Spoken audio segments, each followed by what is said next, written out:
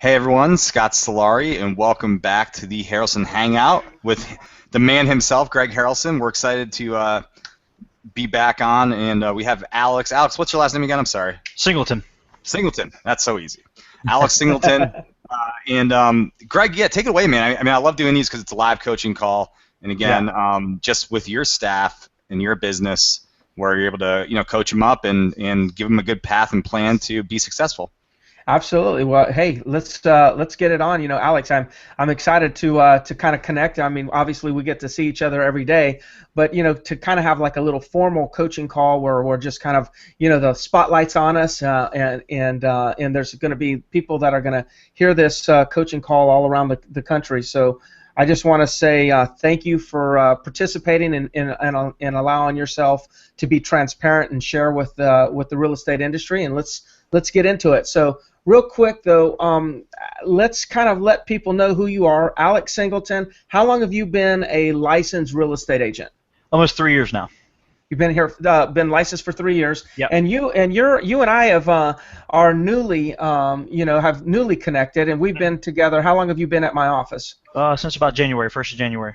Okay, of 2016. Yeah, this year. 6 Okay. months. Okay. Well, cool. Well, let's just like dive right into the conversation. So, tell me what is your goal for number of transactions in 2016? I'd like to accomplish 52 closed transactions. Okay, so 52 closed transactions, and when I guess it's not necessarily a question, but just to make everything clear to anyone that might be listening, when we started, you kind of started, even though you were with a different company in the past, when we started, you kind of came over and had to start off fresh. Correct. And start building up your business again from zero. So January, beginning of this year, you started at zero. Where are you now? Like, how many sales have you closed? How many pendings do you have right now? I've closed 15 year to date, and then I've got 5 more pending as we speak. Okay, so you got 15 closed, 5 pending as we speak. So you got 20 closed and pending in your first 6 months. That's pretty darn good. Now your goal is 52. Let me ask you this question. This is a little bit different than maybe what you're expecting, but why in the world do you think you can do 52 transactions your first year at a company starting at zero? And I say that because a lot of people are listening. They won't do 20 transactions all year, and 52 in a first year starting at zero is quite aggressive. Why did you think? How did you come up with that number? It's well, based off of numbers I did last year. Okay. From the previous company, I felt that over here with what I was going to get, the training and things of that sort, that I'd be able to accomplish that if I really put my head into it and if I made the correct number of contacts with the right coaching. Okay, so you kind of pulled the number out of your hat. Now, correct. Yeah, good. Or off the top of your head. That's fine. As a matter of fact, I tell people all the time, I would rather you just take, choose to set your goal based on what you want, and then let's figure out how to build a business plan to get it, versus choosing what you think you can get. Because what you think you can get, a lot of times people will sell themselves short and never really stretch. They play it too safe when you ask the question, what do you think you can do? So I'm glad you did that. Now, so you're on track, I would say, to do 32, 35, 36 transactions close for the year. So you're off your goal a little bit. You've got a goal of 52. You want to do, say, you want to do 52. You're on track to, let's just call it 35 or 36. Tell me this. I mean, how many contacts are you making per day? 30 minimum. Okay. Okay. This is something I've probably never said to you, but I'm going to say it to you now. This is a rule of thumb, okay? And that is this. The number of contacts you make daily will equal the number of transactions you do annually. That is like if there was a rule book, and it was the Mike Ferry rule book, and it was like, okay, what does Mike Ferry say about number of contacts and how it correlates to number of transactions? And he would say this no matter what year you were to talk to Mike, or what mood Mike would be in, no matter, or where he would be in the world, he would say the number of contacts you make daily equal the number of transactions you'll do annually. The reason I bring this up right now is because isn't it interesting that you're doing somewhere around 30 contacts per day, and you're actually on track to do in the 30s when it comes to number of transactions annually. So that right there needs to be one of those, oh, okay, now I understand. Now, somebody could argue with me, and like one day you may, let me ask you this question. What's your 5-year goal? In 2021, how many transactions would you like to be doing? 100. 100. Okay, so, and you probably know other people like, say, Brendan or Mitch, and that are doing over 100 transactions in our office. Have you noticed, though, that they're not having to do 100 contacts in order to do 100 transactions? Have you seen that? Correct, yes. Okay, so what I want to also share with you here is, like, today, you're 6 months in the company with us. You're learning your scripts, and obviously you're a great salesperson already, but you're sharpening your tools and learning new scripts and dialogues. And when you're in that phase of your career is when the rule 30 contacts equals 30 deals, 52 contacts a day equals 52 contacts deals for the year. When you're newer, it's the number of contacts equals the number of deals. But as your skills get better and better over time, then it does take less contacts in order to do more deals, because a few things. Number one, your conversion ratios are through the roof, so it just doesn't take as much to get the same or more. And of course, you're building a database, so now you're starting to get more repeat referral, or you're just getting business from people that have been in your database that didn't want to do something 3 years ago, and now all of a sudden they do want to do something. So in essence, you get some come list me or come sell me a piece of property type of calls. Mm-hmm. So you'll go. So, but speaking where you are today, or thinking of staying focused on where you are today, the first thing that I can identify is we may want to discuss how to increase your number of contacts. Now, do you have enough people to call? Is it a timing issue? Do you need to invest more time to get more contacts, or what do you think needs to happen, or what do you need to know in order to make more contacts daily? I'm running through my contacts in the morning, running through a bunch. I usually go through about 300 to 500 numbers a day. Dials. Dials, yeah, dials a day, and try to run through that, and then I try to go back through them that afternoon and redo that list again. And that's all my leads, all my follow-ups, everything included. Okay, got it. So, and how many people I know, and you're predominantly working buyers, is that correct? Yes, correct. Okay, so I know that when you first came over, we took some old databases and dumped them into the Real Geeks account. You started calling them. How many total people would you say are in your in your dashboard of our website? Probably around 2,500. 2,500. Okay, so there's a good amount. How many of those people would you say are actively you're clicking on things, are searching property? I'd say about 1,500. About 1,500, and about 1,000 of them are just non-active. 1,500 are active. Got it. And so, how often are you coming in and making calls in the evening or on a Saturday? And I try to do 5 to 7 a couple days a week. Okay. I don't have a set schedule for that. It's kind of depends on showings if I have something later in the evening. But I try to do it a couple days a week. I do. Okay. What about Saturdays? Have you tested any Saturdays? I have done some Saturdays, and I usually get a great contact ratio on that. Okay. On that, so I'm starting to see that the later in the evening and the Saturdays are starting to work a little bit better to get your contacts up. Okay, good. So here's my first kind of like coaching task or coaching tip that I'm going to give you, and I say task because it's something I think that would help you, generate more momentum quickly. What I would really focus on is over the next 30 days, next 60 days. Maybe you should go for 60 days. What I would do is I'd make a commitment to a couple nights. Like when I say a commitment, you have to identify when and how long each week that you'll make night calls. Now, I am not trying to get you to work all day and all night and all weekends and be this guy that's just going to burn the candle from both ends. That's not my intention. But if you really want to know how to pick, we're mid-year right now. If you really want to know how to jumpstart this thing, jumpstart some momentum, and where you can catch up, make some ground, and possibly still hit your number, the sacrifice that you'd have to make right now would probably be 2 to 3 evenings for 2 months, and then every Saturday, say 2 hours, every Saturday. So it's not all Saturday, but come in, say, around 9 to 11 every Saturday. Maybe even if you really want to jumpstart this and push it faster, then commit to 1 or 2 Sundays a month. And now I wouldn't call them, remember, don't call them at 8. You know, start at 9, maybe 10 o'clock, or maybe if Sunday, just do it like a 2 to 3 or something like that. The most important day is going to be that Saturday. Okay. So you got 1,500 people are active. What I would do is I would be making a list of that 1,500. I would call them in the day, I'd call them in the night, and I'd call them on Saturday. Okay. So then you will have talked to a higher percentage of those 1,500. We know there's deals there. And the challenge with most real estate agents right now is they call at the same time every day. Now, listen, I believe in habits. I believe you should call the same time every day.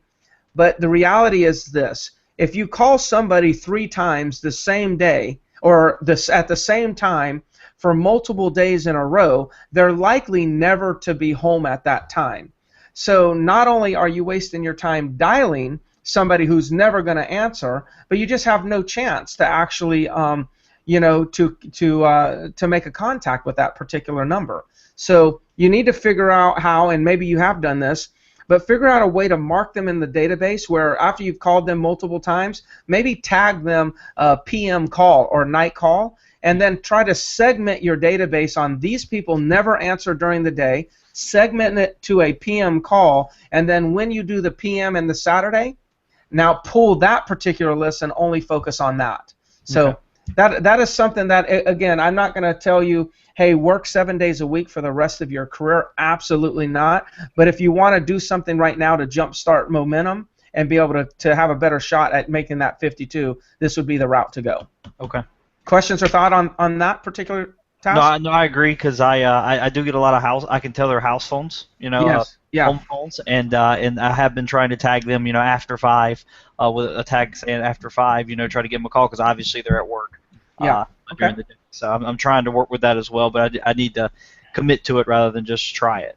Yeah, good. So 2021, you want to do 100 deals. So I always say if somebody wants to do 100 deals, you start your 100 deal business plan about 3 years prior to hitting the 100 deals. Okay? I always say, I mean, 5 years, 100 deals, yeah, that's fine. We can definitely hit it a lot faster than 5 years. There's no question I believe you can do that. I always say when you want to do 100 deals, think of like 100 deals being 3 years out, and then what you have to do is you have to start asking this question, and I would ask it often. As a matter of fact, here's a thought that I have, and this is from a former coach of mine, Tony DeCello, years ago when we were coaching together. He used to have me sit down in a room by myself with a yellow pad of notepaper, you know, like one of these yellow pads like I got here, and do nothing more than creatively think. We called it creative thinking time. And you know, and I was how old are you, Alex? Me, 23. You're 23. So I was just starting in the business around 23. So you know, and I was coaching with this fella Tony probably around 26 or 27 years old. And you know, I was you know, sitting down in a room by myself was not something that I did a lot of at that age, let alone with a notepad and a pencil or a pen and just taking notes for like 30 to 45 minutes, okay? But if you really want to do 100 transactions, what I would suggest is this. I would suggest that you put 30 minutes in your schedule once per week, okay? And you do this for the rest of the year, once per week for the rest of the year. And what I want you to do is when you first sit down, I want you to take that notepad, or it's better to take a journal, to be honest with you. Get a book, and on the first page you write down, what do I need to do differently in order to do 100 transactions? Okay? Then you sit down for 30 minutes and you just write down as many things that come to your mind. The goal is to get 20 ideas down. Okay, so this week you go in there and just say, what do I need to change? What do I need to set up? What systems do I need to adopt? What do I need to do differently, however you want to word it, in order to do 100 transactions? I already want you to start thinking and generating ideas on how you can accomplish 100 deals, even though that's not even the goal this year. Because what's going to happen is you're going to come up with 15 to 20 ideas this week. And then next week, guess what? You're going to come up with 15 to 20 more ideas. And then next week, and the next week, and the next week. Next thing you know, in 10 weeks from now, you may have 150 to 200 different ideas that you've thought about. Now all you have to do, and this is really the ultimate goal here, is each week that you come up with your list, read your list before you leave the room, circle one thing that you can do, and execute it immediately. Now, in order to brainstorm or creatively think, once a week and then execute, that means you're probably not going to be able to execute one big giant idea every week, and that's not important. Focus on executing one thing that would be easy for you to execute, that you know it would have some sort of impact on your production, and execute that one thing, and hopefully it can be done within 1 to 2 days, and then the next week you repeat. Okay, the idea is, what about for the rest? I guess there's 20-something weeks left in this year. Can you imagine what would happen to your business if for the next 20 weeks, each week, you executed one small thing that you think would make a difference and help you achieve 100 deals in the next 3 years? What do you think that would do for your business? It make a big jump start for sure. Yeah, it would. And so, by the way, hitting 52 transactions is not going to be that hard when you're actually creatively thinking how to do 100 transactions. So I want you to function and build your business in 2016 based on the numbers that you know you have to hit every week, based on the 52 deals being your goal. But I don't want you to think 52. I want you to act and move and work 50 like you're doing 52 deals. But I want you thinking like you're doing 100 deals. I want you planning to do 100 deals.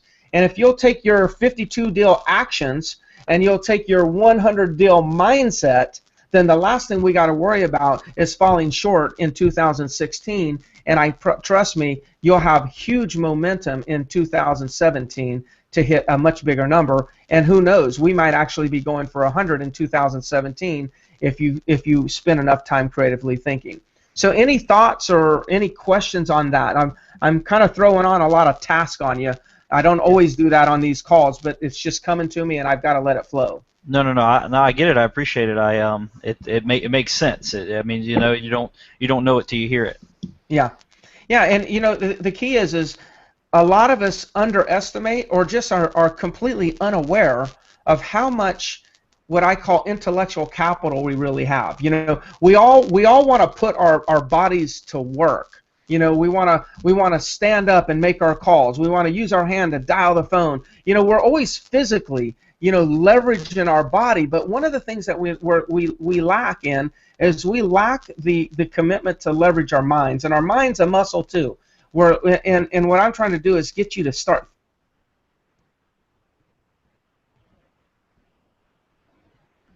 You're getting a lot of exposure. So moving on beyond that. So what are some of your strengths? And then I'm also going to your number one strength is. Did you ask me what my number one strength was? You broke up a little bit, Greg. Sorry. Yeah. What would you say your number one strength is in the real estate industry? My number one strength is my communication with clients. Okay. What do you think you do well? I mean, I get to know my clients and what they're looking for. I look out for their best interest, and I keep that aspect of it going the whole time. If they tell me their financial capabilities and what they're for, I'm not here to push them. I'm here to help them. Find them what they're looking for, and just be a friend to them and help them out, and just come close to my clients. Okay, got it. And what would you say? Sounds like you're probably good about. What would you say is one of your biggest weaknesses with working with? You're breaking up, Greg. I'm sorry, I can't understand. Yeah, you keep breaking up a little bit, Greg. There. You said weaknesses and yeah. Sorry, man. The Wi-Fi. Yeah, I'm plugged in pretty good. Well, no, I'm plugged in. I'm hardwired in. Weird. So yeah, I don't know. So again, are actually viewing this, but anyways, Alex, what is one of your weaknesses? Would you say? One of my weaknesses? You said with my clients? Mm-hmm. One of my weaknesses. Yeah, in the business. In the business in general, just the consistency sometimes. Yeah. What was that? I said consistency sometimes is my weakness. Ah, okay. Consistency. All right, so that's a big one. That's a big one. So, is going to crush your business because, you know, if you're lacking consistency, it's hard to generate momentum. Mm-hmm. Hey, Greg, I'm sorry, man, I can't hear you. Greg, why don't you pop back in real quick and just see if it reconnects. Okay. Yeah, just pop back out and then pop back in. He'll be back on, guys, but yeah, I think, you know, to fall along with what he was saying there, Alex. You know, if you're making lots of calls and being consistent with what you're doing, and then you have too much time where you're working with buyers and not doing the producing work, you're gonna see the flows like that throughout the year. Yeah, the roller coaster, like any business, man. So that's a dedication to your calendar and making sure that you're respecting your time enough. Yeah, it's better, Greg. Thanks. Okay. The last thing I heard from you was when I told you consistency. Sorry about that. I didn't hear anything after that. Yeah, so consistency. So the challenge with the lack of consistency is this, as you probably know, is it's hard to generate momentum, right? If you're wanting to push a ball, you know, up the mountain, you need to keep that thing rolling, right? Be consistent. Consistently just push. Don't ever let your foot off the pedal, or else the ball starts rolling backwards. So it's really hard to get that ball to eventually generate momentum. You know, so that's the challenge of consistency. Where are you lacking consistency the most? I think with my schedule, I would say. Okay. So what do you suggest you do about it? Instead of not letting other people dictate it, stick to it no matter what. You know, if I have to cancel something, cancel. I mean, if I can't do it, I can't do it. You know, I almost try to please everyone, so to speak, to try to get things done, because I'll think that's the best way to do it. You know, try to make everyone happy. But I don't think I'm as efficient as when I do that. But at the time, I think I am. Yeah. So who do you not who as in naming somebody, but would you say that you fall off your schedule? Who takes you off the schedule the most? People on the first side of your life, or is it more on the client side of your life, and you're just saying yes to periods of times that you shouldn't be saying yes to? It's more the clients. The client side. If I'm worried if I don't do it, you know what I mean, or if I don't move it around, I could lose something. You know what I mean? So if you had to choose a heart surgeon for one of your family members, and you know you were calling around and you're like, hey man, can you do surgery today? And a heart surgeon, you know, said yes. You know, would you have any concerns with the fact that they can immediately just wide open? Would that ever concern you? Yeah, it would. Yeah. So you know what I like to look at it. The way that I like to think about it is this. If you're going to be looked as an authority in the real estate industry, you actually have to function and manage your time like an authority would manage their time. So, you know, if somebody calls up and says, "Hey, look, you know, hey, I want to come look at property today at 9 a.m." and they're calling you like at 8:45. I mean, I guess, you know, if you're available, then go ahead and do it. But if you've got something already scheduled, then you need to follow your schedule. And you got to understand, when people ask you, can you show me something at 10, they say, I can only look at 10, can you show me at 10? They just said, can you show me at 10? And if you say no, but I can show you at 11 or 11:30, which would be better, they'll choose one. Mm-hmm. People are just choosing to ask, and ask on a specific time, but they actually don't mean other times they're unavailable. So just keep that in mind, and you also have to understand that there's a lot of times when you say, hey, look, I've scheduled at 11, I can meet you at 12 or 1 o'clock, which would be better for you. They actually start to respond to you and look up to you as if, hey, this guy's busy, he's got a lot going on, this is the type of person I want to work with. If you'll work with them at any minute, at any time, in other words, you're doing anything in your schedule, I'd be concerned. Mm-hmm. So I see this all the time with real estate agents. They're just afraid to say no, I can't I cannot meet at this time, and offer alternate times. I would say you'll lose no deals by actually sticking to your schedule and offering an alternate time. They will choose one. Yeah.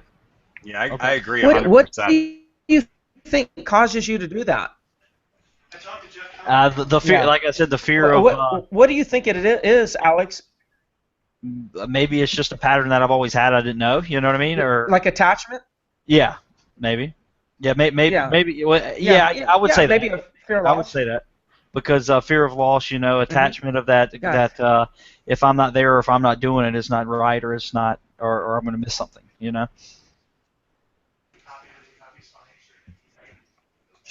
Sure. Real estate agents that experience the same thing, and I would say, and I know you don't have kids, but if you had kids and your child was and your son was coming up to you and says, you know what, I'm afraid I'm going to lose, I'm afraid I'm going to lose, I'm afraid I'm going to lose, right before they go into the baseball game or the guitar recital or whatever the heck they may be doing, what would you tell your child?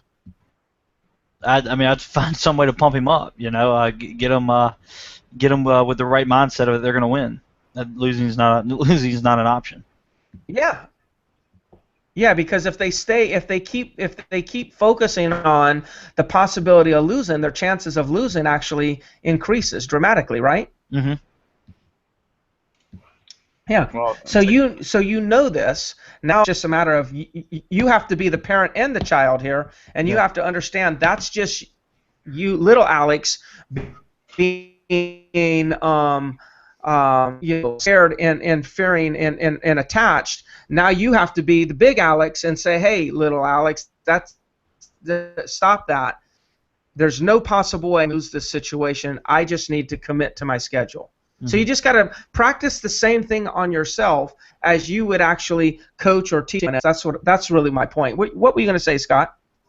Oh, I was just going to say it's what you focus on, right? If you're focusing on the negative, then that's going to be the outcome. If you focus on the positive is going to be the outcome. They did a study about why so many cars hit like telephone poles or trees, and it's because every time someone swerves off the road, it's what they focus on, and they go right at the tree or the telephone pole.